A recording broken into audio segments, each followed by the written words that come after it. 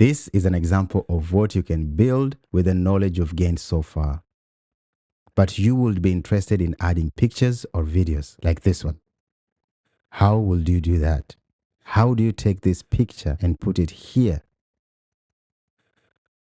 Okay, don't worry. This video is going to give you that missing part, and you will have a super knowledge to add more than just a picture or a video. Let's get started.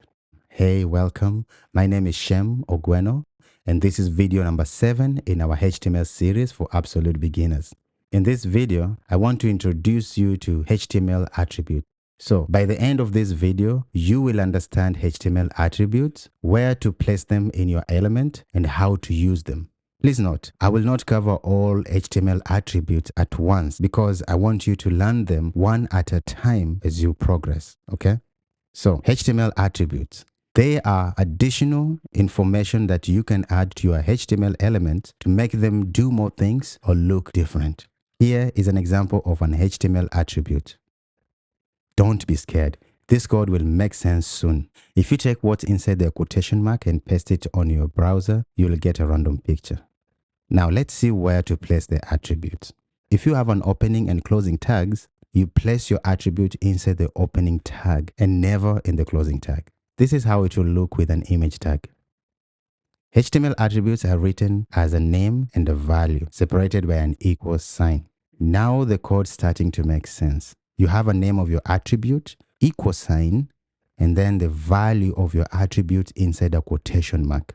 Another term you'll come across is key value pair. The SRC is the key, and then the value is what's inside the quotation mark, separated with an equal sign. You can add more than one attribute in a tag. Just remember to add a space between them. A good example is an image tag. Let's look at it closer.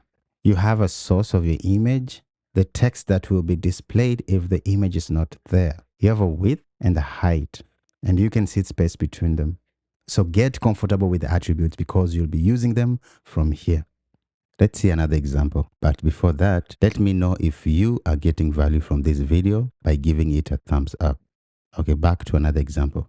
Another example of an HTML attribute is the href attribute, which you use when you want to make your link clickable. By adding the href attribute and putting the link you want people to go to inside it, you can create a clickable link on your web page.